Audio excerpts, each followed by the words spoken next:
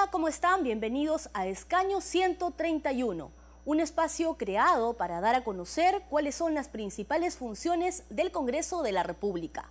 Hoy conversaremos sobre la función legislativa y sobre la propuesta recientemente aprobada en la Comisión de Constitución para el retorno a la bicameralidad. Sin duda, un tema que se venía planteando desde hace algún tiempo y que viene generando debate y discusión.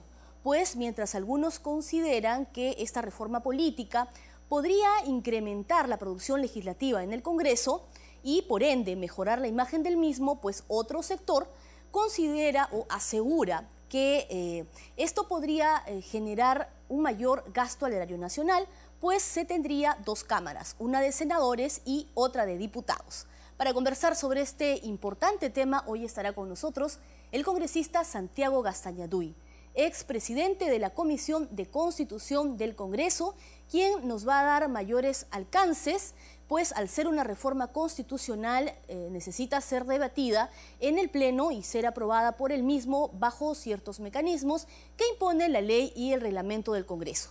Más adelante también nos va a acompañar el ex senador y constitucionalista Alberto Borea Odría, quien nos va a contar su experiencia y nos va a dar su punto de vista sobre este importante tema. Acompáñenos en Escaño 131, regresamos tras una pausa.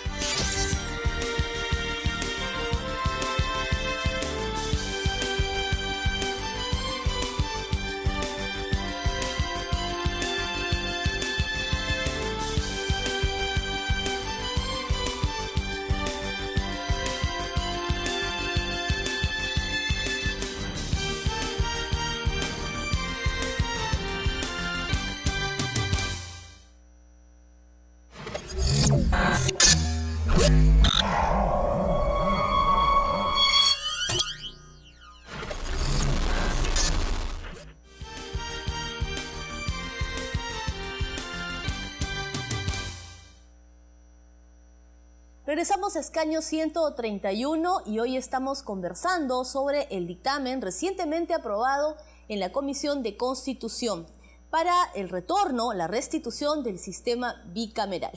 Para ello, como ya les había anunciado, hemos invitado al congresista Santiago Gastañaduy, quien es coordinador del grupo de trabajo encargado de la reforma electoral y también expresidente de la Comisión de Constitución. ¿Cómo está, congresista? ¿Qué tal, Paula? ¿Cómo estás? Buenas tardes y muchas gracias por la oportunidad que me das para estar acá en tus estudios. Bien, congresista.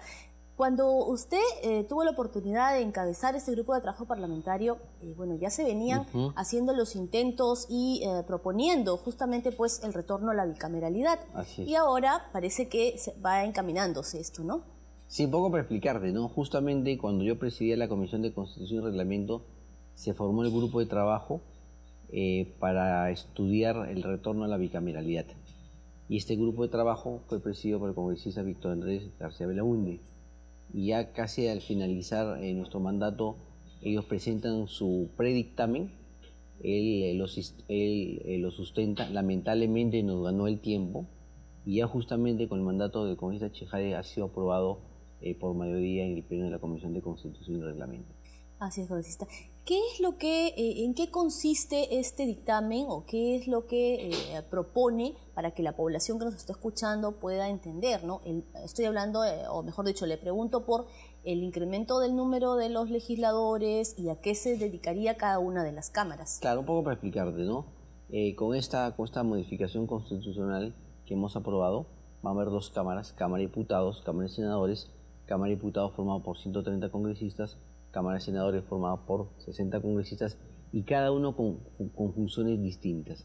Nuestro objetivo es, primero, mejorar nuestras leyes, mejorar la fiscalización y segundo, y para mí lo más importante, es mejorar la calidad de la representación. Yo creo que la crisis del Parlamento Nacional se debe a que hay una deficiente representación. La gente no se siente representada por sus actuales parlamentos. Entonces, con funciones distintas, ¿no? La Cámara de Diputados con funciones de control político, es la Cámara donde se iniciarían los proyectos de ley. El proyecto de ley se inicia en diputados, una vez aprobado en diputados pasa a senadores y senadores se produce una segunda revisión. Entonces sería una Cámara revisora. Senadores tendría por función elegir a los altos funcionarios del Estado, como por ejemplo miembro del Tribunal Constitucional. Lo que está pendiente. Claro, lo que está pendiente actualmente, ¿no? Miembro del Tribunal Constitucional, Defensor del Pueblo, Banco Central de Reserva, ratificar al Contralor General de la República, ratificar al Superintendente de Bancos y Seguros, a los embajadores y plenipotenciarios, y aprobar las acusaciones constitucionales que dirija la Cámara de Diputados. Entonces son funciones distintas, también su elección sería distinta. En el dictamen que se ha aprobado se establece que diputados son elegidos por regiones y que senadores son elegidos por distrito electoral único. Yo personalmente no estoy de acuerdo porque creo que elegir diputados por regiones rompe la vinculación estrecha que debería haber entre un diputado y un elector. ¿Por qué? Porque las regiones son muy grandes. Por ejemplo, en mi caso, Piura. En mi región hay más o menos más de 1 millón de electores y hay 7 parlamentarios. Entonces, cuando tú le preguntas a la población quién es tu representante, quién es tu congresista, la gente no sabe. No recuerdan o no sabe. Así es. Entonces, tenemos que achicar, digamos, la base sobre la cual vamos a elegir a los diputados, de tal manera que tengamos un diputado por, digamos, por determinada circunscripción electoral, que puede ser sobre una base provincial o sobre una base distrital, dependiendo, digamos, la ubicación geográfica en la que nos encontremos, a través de una elección uninominal, lo que se llama. En cambio, senadores, yo creo que debe tener una base regional o macro-regional, ¿no? ¿Eso implicaría una reforma electoral? También. Además de la reforma constitucional.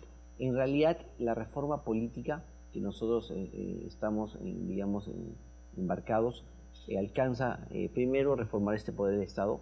El Congreso es el espacio natural donde se realiza la política. Cuando los periodistas, cuando los medios de comunicación quieren enterarse de las noticias políticas, ¿a dónde van? Van al Congreso. ¿Y en el Congreso a dónde van? A pasos perdidos. Entonces, ahí es donde se produce la política, ahí donde gira todo el entorno político. Y además donde se forma la agenda también. Así es, la agenda nacional. Así es. Y sobre todo que es la institución más democrática, porque se eligen a 130 diputados o en caso que cuando tengamos 60 senadores. Entonces, pero eso no solo hay que ir acompañado con esta reforma constitucional de la bicameralidad, sino también con la reforma a la ley de partidos políticos, a la reforma a las normas electorales, de tal manera que se pueda trabajar en conjunto y, digamos, podamos sacar un mejor producto. Congresista, el presidente del Congreso ha señalado recientemente que él no está de acuerdo en esta parte del dictamen, en el hecho de que se proponga la senaduría vitalicia. Para los expresidentes, ¿no? Claro. ¿Esto va a ser considerado o el dictamen es perfectible, modificable? Como toda labor humana puede ser modificable, pero te cuento lo que se ha aprobado en la Comisión de Constitución. En la Comisión de Constitución se ha aprobado que los expresidentes constitucionales sean senadores vitalicios. Y es un poco para aprovechar toda esta expertise, todo este know-how, toda la experiencia que tiene. Esta no es una experiencia nueva, nosotros no estamos descubriendo la pólvora. Eso ya estaba en la Constitución del año 79. Hemos recogido esta institución que para mí particularmente me parece importante, porque así el debate al interior de la Cámara de Senadores se puede incrementar por alguien que ha dirigido, digamos, de la más alta magistratura los destinos del país. Yo creo que lo que pueda decir un presidente de la República siempre puede ser, digamos, escuchado, y sobre todo porque ya tiene una experiencia, ya tiene un background que, digamos, puede permitir ilustrar sobre determinados temas. Yo creo personalmente que eso se debería mantener.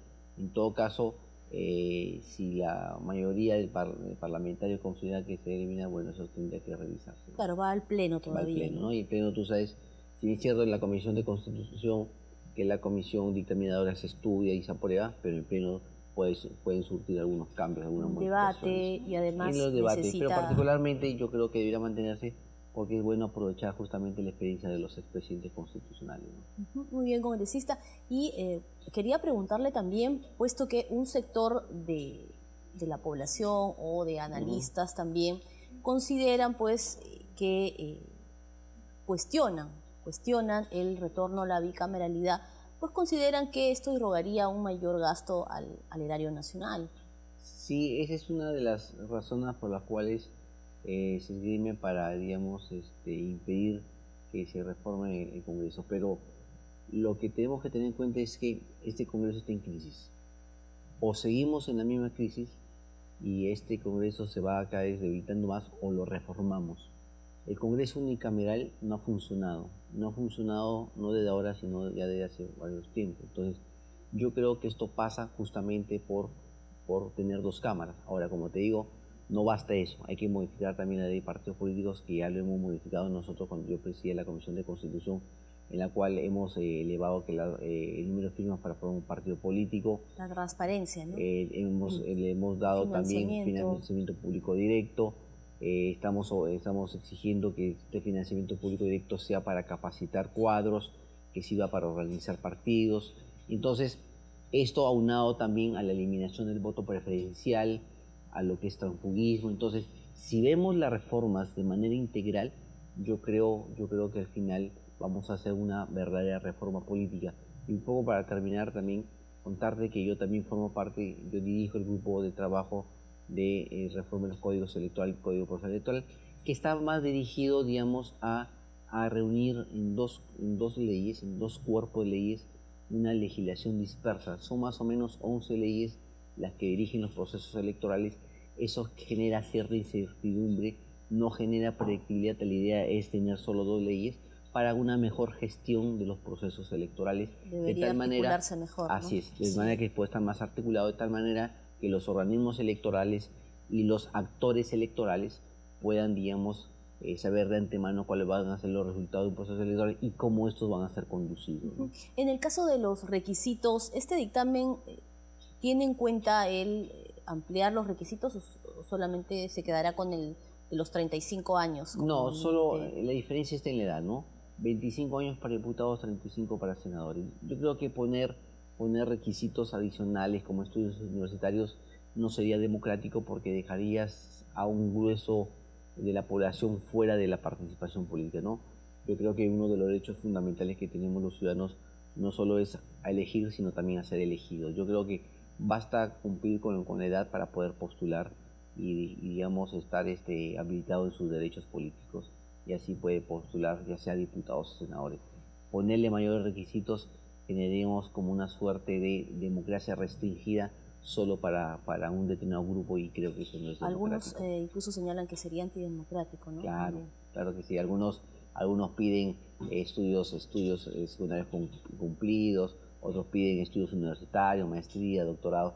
Yo creo que no. El Congreso no hay que verlo como un lugar de trabajo, no hay que verlo como una fuente de trabajo, sino como un espacio político donde se realiza la política, donde se representa a la población, donde se discuten leyes y se hace control político. Ese es el Parlamento Nacional. Congresista, ya para finalizar, y bueno, un poco le voy a trasladar lo que le interesa escuchar a la población, ¿no? Claro que sí. De aquí en adelante, ¿cuál es el camino que va a seguir el dictamen? Hay ciertos mecanismos que se deben cumplir. Claro que al sí. ser esto una reforma constitucional, va a ir al Pleno, va a haber un debate.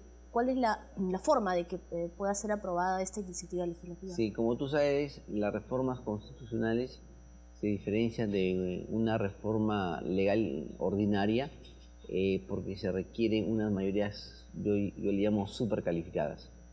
Para una reforma constitucional se requiere más de 2/3 de votos del número legal de parlamentarios. Estamos hablando más de 87 votos en 2 legislaturas ordinarias. Es consecutivas, bastante consecutiva, ¿no? Sucesiva.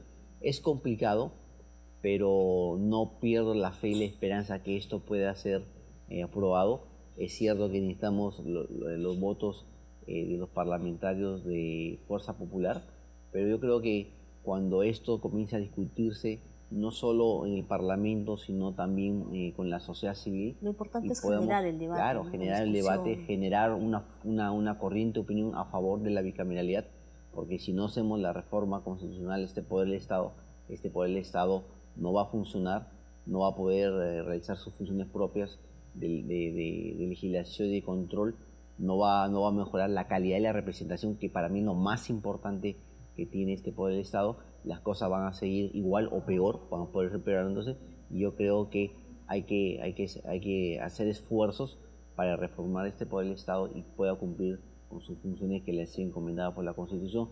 Y también aprovecho las cámaras para invocar a los parlamentarios de Fuerza Popular para que nos acompañen en esta reforma constitucional, que necesitamos su voto para poderla llevar a cabo.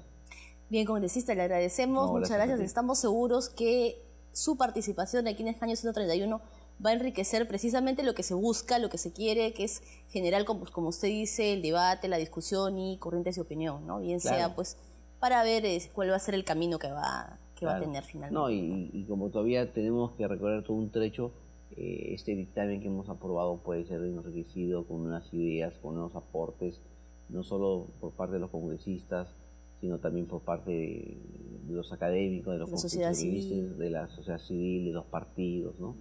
Yo creo que el debate recién comienza, ¿no? Eso es lo importante. Muchas gracias, congresista. Gracias a ti, Perla. Le agradecemos nuevamente. Y nosotros nos vamos a una pausa, pero ya regresamos, porque también lo hemos anunciado. Va a estar con nosotros el exdiputado y constitucionalista Alberto Borea Odrío. Regresamos.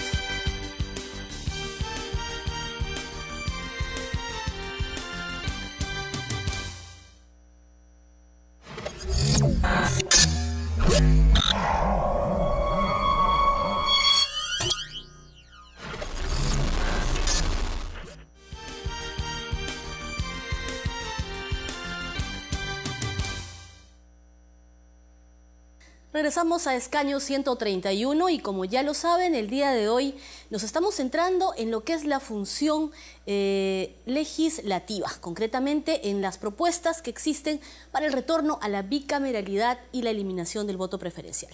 Ya lo habíamos anunciado también que hoy nos acompaña el ex senador y reconocido jurista.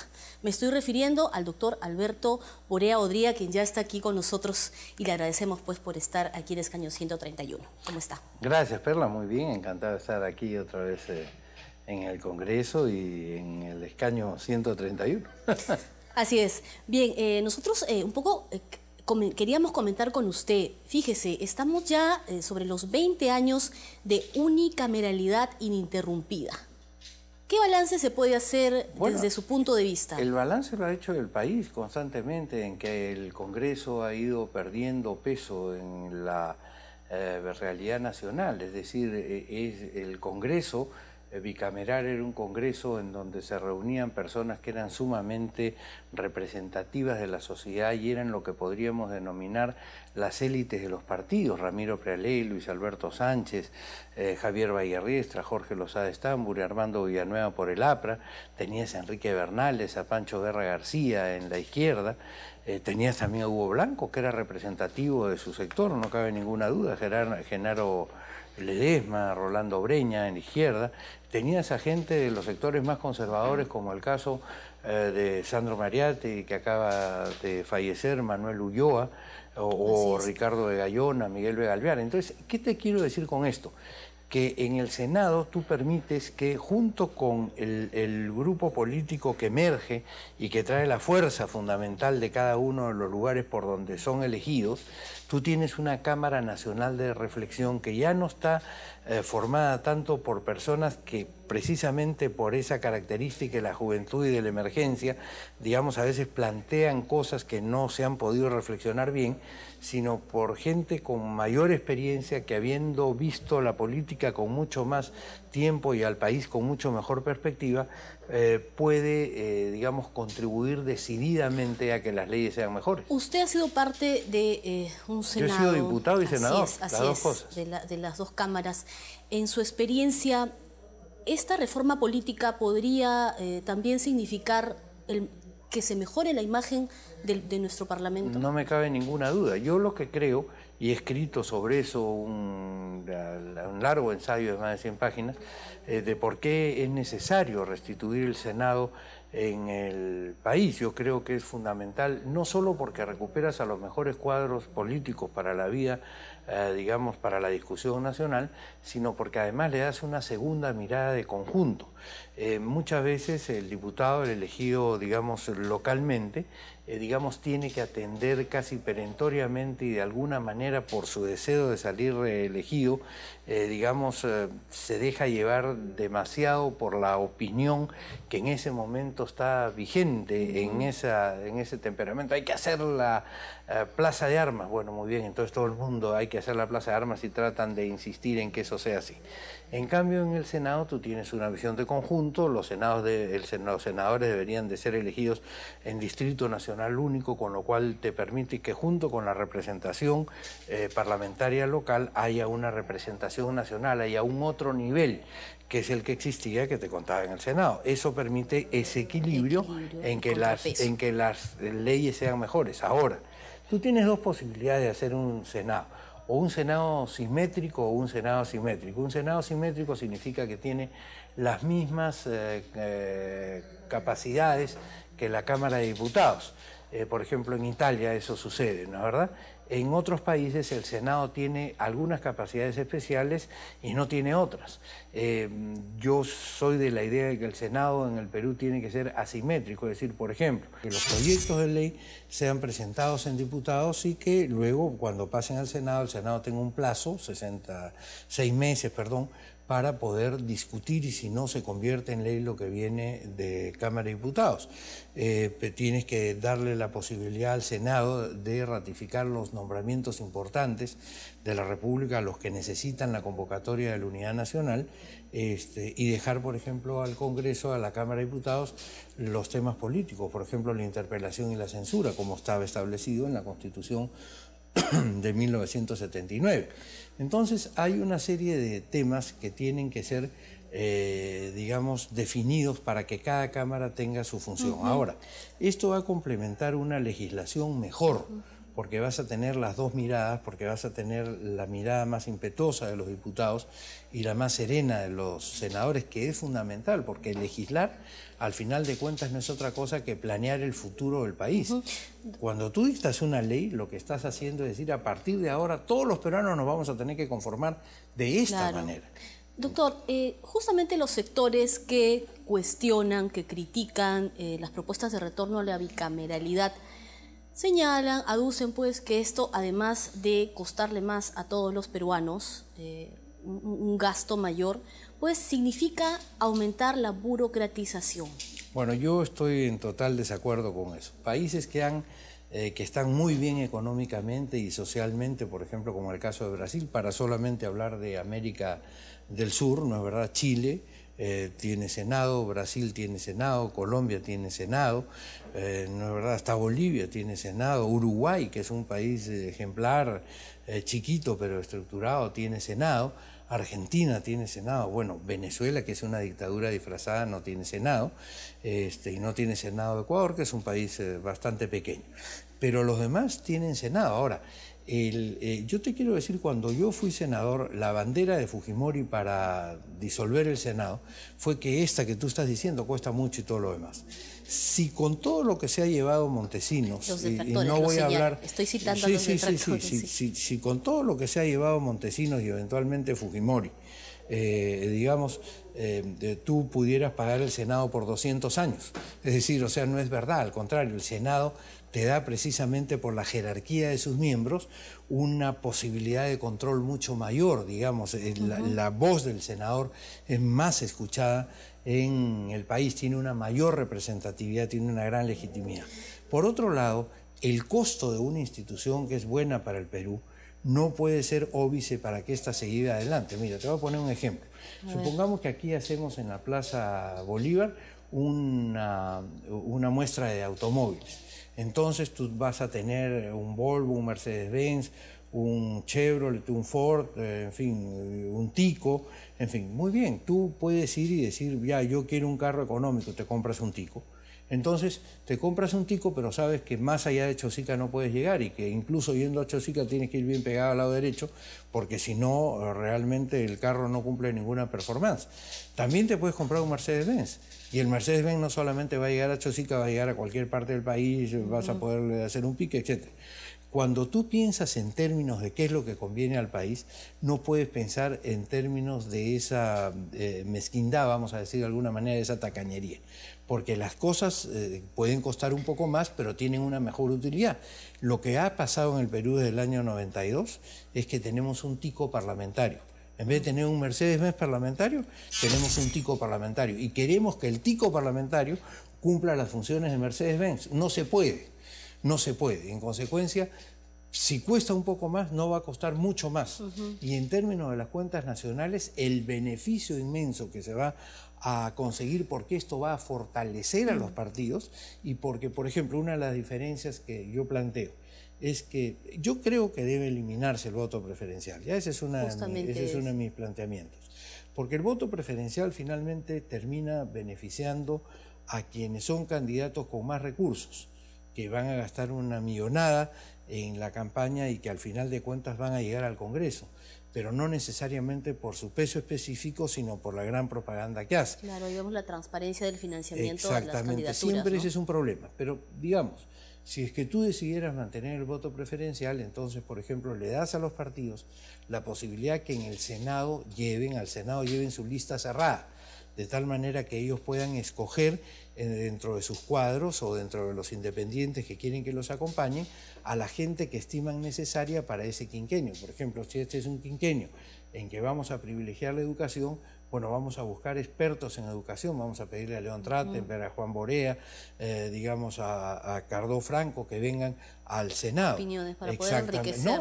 Que entren al Senado, debate, que sean senadores. Si tienes un quinquenio, digamos, donde vas a referir la economía, bueno, pones pues a los mejores economistas del país en el Senado. Cada partido se va a preocupar por, junto con los cuadros políticos, poner a los senadores. Pero ¿qué sucede cuando tú mandas a las figuras del mundo científico o del mundo técnico a la elección? Puede ser que sean muy buenos como técnicos, pero no son tan buenos como políticos.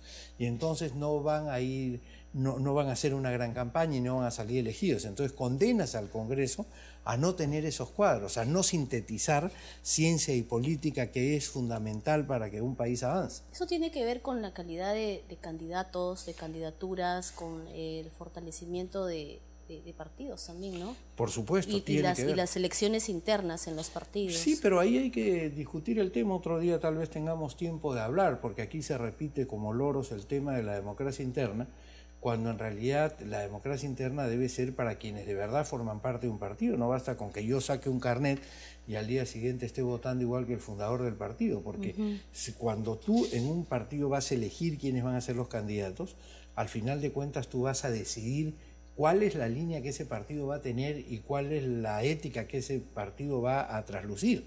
Pero si tú haces que participen en esa elección quienes ni siquiera conocen los principios del partido, quienes no conocen la doctrina del partido, quienes no conocen la historia del partido y quienes no conocen a los personajes del partido, que son llevados a votar arriados en camiones, entonces naturalmente tú vas a deshacer el partido y además vas a hacerle al partido imposible que pueda cumplir con su misión constitucional, que es aquella de organizar el sistema político peruano. Doctor, ya finalmente para culminar esta entrevista, ¿usted cree que alcance el tiempo para poner a debate? Hay diversos proyectos de varias bancadas referidos a la eliminación del voto preferencial, al retorno de la bicameralidad. ¿Usted cree que alcanzamos en este gobierno o es que será tiempo de que un nuevo gobierno pueda estrenarse con estas reformas políticas? Nosotros en la Casa de la Constitución hemos planteado un proyecto que tenía más de 115.000 firmas, de las cuales se contaron las 60.000, ahora está en la Comisión de Constitución, con el propósito de que se reforme todo el sistema constitucional peruano a partir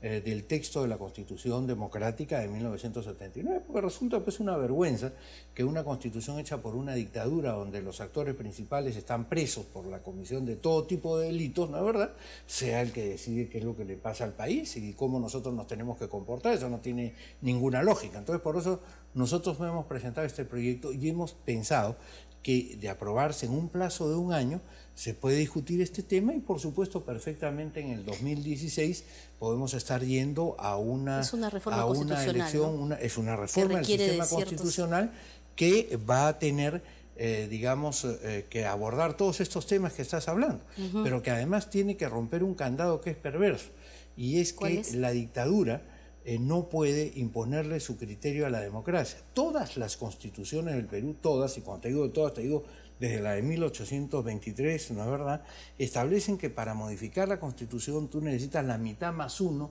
del número de miembros de la Cámara o de las cámaras, ¿no es verdad? Muy bien, en este texto del 93, el único que no podía hacer en el mundo una constitución, porque los dictadores nunca pueden hacer una constitución, dicta una constitución. Además, él nos ha dicho hace pocas semanas que él la hizo y le está exigiendo al presidente Humala que ponga su firma. Bueno, en realidad debería de ponerla si la están cumpliendo y la están siguiendo, pero lo que te quiero decir es que ese que no podía dictar una constitución establece que para cambiar su constitución se necesitan 2/3. O sea, mientras que las constituciones de los demócratas se cambian por la mitad más uno, en este caso, por ejemplo, por 66 votos, si estuviéramos en esa circunstancia, hoy día necesitas 87 votos para cambiarla. O sea, le das 1/3 del Congreso de ventaja a la dictadura. Eso no tiene ninguna lógica, es absolutamente loco. Muchas gracias por haber estado con nosotros, siempre son muy valiosos sus aportes. Nosotros ponemos punto final a esta edición de Escaño 131, no sin antes recordarles que pueden escribirnos al correo electrónico que aparece en pantalla. Esto ha sido todo por hoy, yo me despido, hasta la próxima.